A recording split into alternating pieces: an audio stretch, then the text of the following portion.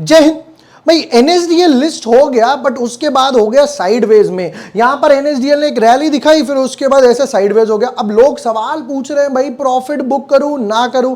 Most important सबसे बड़ा सवाल, जिनको अलॉटमेंट नहीं मिली क्या मैं अब बाय कर सकता हूं या नहीं, उससे भी सबसे बड़ा वाला सवाल, ऑलरेडी बाय कर लिया अब लॉस में हूं क्या करूं। Hi everyone, my name is bore Washne, I am a SEBI registered research analyst. Quickly 5 minute में करने वाले हैं एनएसडीएल के टेक्नो फंडा एनालिसिस, जहां पर टेक्निकल पार्ट भी देख लेंगे, रेजिस्टेंस, सपोर्ट लेवल्स यानी टारगेट, स्टॉप लॉस क्या बन सकता है, मोस्ट इंपॉर्टेंट उसके फंडामेंटल्स क्या बोल रहे हैं। Without wasting time let's deep dive in our analysis. But yes, before moving ahead, अगर अभी तक आपने चैनल सब्सक्राइब नहीं किया है या न्यू यूजर हो तो यहां पर को वीएमएस टीएमटी हो गया, यूरो प्रतीक, म्यूचुअल फंड्स, 3 आईपीओ का कंपैरिजन, डिफेंस स्टॉक्स हो गए, सब कुछ आपको ऑन द बोर्ड वगैरह मिल जाएगा। देखिए एनएसडीएल की बात करते हैं, 800 रुपए के प्राइस बैंड पर आया था। जैसे ही प्राइस बैंड पर आया उसके बाद क्या हुआ, यहां पर पहली एक अच्छी खासी ग्रीन कैंडल बनी, इसके बाद सर्किट भी लगा, फॉलोअप मिला, वापस से एक और फॉलोअप मिला, बट उसके बाद 3 दिन के बाद वॉल्यूम भी ठंडे पड़ गए, प्राइस भी ठंडा पड़ गया और यहां से ध्यान से देखो बिल्कुल साइडवेज हो चुका है। अब हुआ क्यों, पहले तो एक चीज समझते हैं। देखिए यहां पर एक चीज और है, क्यूआईबी के बाद पहले आते हैं सबसे पहले एंकर इन्वेस्टर, फिर क्यूआईबी, फिर एचएनआई और फिर हम जैसे रिटेल आ गए। तो यहां पर क्या हुआ, एंकर वाले जो होते हैं, जो म्यूचुअल फंड वाले होते हैं, 1200 करोड़ का इनका कोटा था, पूरा 1200 करोड़ भर भी गया। बिड डेट थी कितनी, 29 जुलाई। 30 डेज का पहला लॉक इन रहता है 50% के लिए, जो ओपन होगा 2 सितंबर को, यानी कि ओपन हो चुका, फिर आएगा 1 नवंबर के आसपास 90 डेज के बाद में। अब ये 2 तारीख कहां पड़ रही है, यहां पर पड़ रही है, यहां पर अच्छा खासा लॉक इन वगैरह ओपन हो गया, जिसके बाद अभी भी ये साइड में पड़ा हुआ है। फंडामेंटल की तरफ चलते हैं, हम चलते हैं स्कैनएक्स के पास, जिसको मैं यूज करता हूं फंडामेंटल्स वगैरह चेक करने के लिए। क्वार्टर रिजल्ट्स की तरफ नजर मारते हैं जरा फटाफट से। तो यहां पर इन्होंने क्या करा है, क्वार्टर की जगह 6 मंथ्स के हिसाब से दिया हुआ है, 3 महीने 6 महीने, 365, 395, 347, थोड़ा सा डिप आया। प्रॉफिट की बात करें 78, 83, 90, प्रॉफिट वापस से थोड़ा सा पिकअप यहां पर हो गया। बैलेंस शीट की तरफ नजर मारते हैं, देखो अभी अभी लिस्ट हुआ है, जैसे जैसे 2-4 क्वार्टर रिजल्ट आने शुरू होंगे उस हिसाब से क्या है ना, मार्केट रिएक्ट करता है। एक अच्छी बात क्या है, प्रॉफिट मार्जिन्स काफी अच्छे नजर आ रहे हैं। लॉन्ग टर्म के हिसाब से अगर आपको होल्ड करना है, आराम से होल्ड कर सकते हो। सीडीएसएल ने वेल्थ बनाकर दिखाई है, अब बारी है एनएसडीएल की। अच्छा यहां पर एक काम करते हैं, हम जरा शेयर होल्डिंग पैटर्न पे भी नजर मार लेते हैं।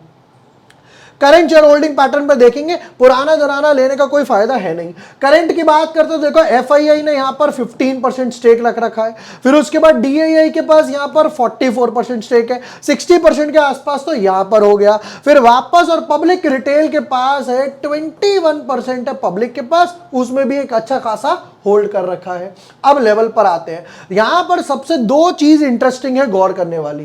देखो यहां जाएंगे, ट्रेंड लाइन पिक करेंगे, ट्रेंड लाइन यहां पर जैसे ही मार्क करी, जहां पे आके रेजिस्टेंस बनी थी, ध्यान से देखिएगा, एक बार क्रॉस करा, वापस से नीचे आ गया, फिर दोबारा से इसको फेल कर गया, फिर तीसरा अटेम्प्ट भी रह गया, चौथा अटेम्प्ट भी लेवल रह गया। लेवल क्या है, 1350, थोड़ा सा बफर लगा के 1360 कर देते हैं इसको। एक चीज गौर करने वाली बात ये थी। अब दूसरी एक और गौर करने वाली चीज दिखाता हूं जरा बढ़िया सी। यहां पर जूम इन करते हैं तो आपको क्या दिखाई देगा, और वो है ये देखो, ये अभी तक मल्टीपल इनसाइड बार के अंदर चल रहा है। 1 2 3 4 5 6 7 8 9 10 11 12 13 14 15 16 17 कैंडल ऑलरेडी इसके अंदर बन चुके हैं, यानी 3 वीक्स के आसपास हो चुके। ये इस रेंज को क्रॉस नहीं कर पा रहा है। रेंज कितनी है वो भी देख लेते हैं। हाई लगा 1325, 1176 के आसपास, ऑलमोस्ट 150 पॉइंट्स के आसपास का यहां पर एक ब्रैकेट मुझे नजर आ रहा है, जिसको क्रॉस नहीं कर पा रहा। अब मैं तीनों बता देता हूं। लॉन्ग टर्म वाले जो है आराम से होल्ड करो भैया, आपका गेम 2 साल 5 साल के हिसाब से है। नंबर 1।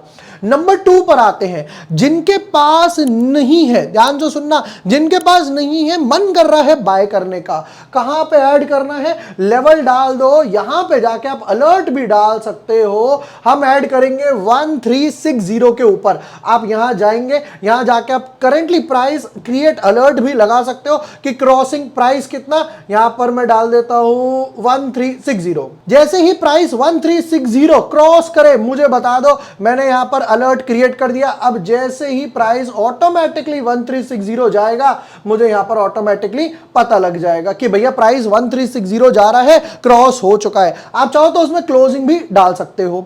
अब ये उन लोगों के लिए जिनके पास नहीं है। अब आते हैं जिनके पास ऑलरेडी है, उनको क्या करना है। देखो, आपको यहां पर एक ट्रेंड लाइन डालनी पड़ेगी स्टॉप लॉस के बेसिस पर। ये वो होता है जहां पर गैप हुआ, यहां से जब एक ट्रेंड लाइन डालते हैं तो क्या पता चल रहा है, have a look at this. एक बार, दो बार, तीन बार, चार बार बैक टू बैक इस ट्रेंड लाइन से बाउंस हो रहा है, और ये जो पैटर्न बना है इसे बोलते हैं वोलेटिलिटी कंप्रेशन, इसे बोलते हैं वोलेटिलिटी कंप्रेशन। अगर आपके पास ऑलरेडी और इस ट्रेंड लाइन के नीचे क्लोज हो जाए, आपको अपनी पोजीशन डेफिनेटली रिड्यूस करनी पड़ेगी।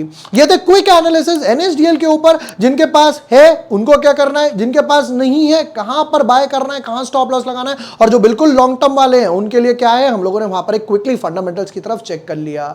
कोई और भी स्टॉक है जिस पे आपको डिटेल्ड एनालिसिस चाहिए, इस तरीके की क्विक केस स्टडी चाहिए, कमेंट सेक्शन में स्टॉक का नाम कमेंट कीजिए। जो भी सबसे ज्यादा लाइक आएंगे जिस कमेंट पर, मैं बनाकर देने वाला हूं एक बढ़िया सी केस स्टडी। वीडियो पसंद आया हो, share with friends, like and subscribe. Thank you for watching the video. Lots of love.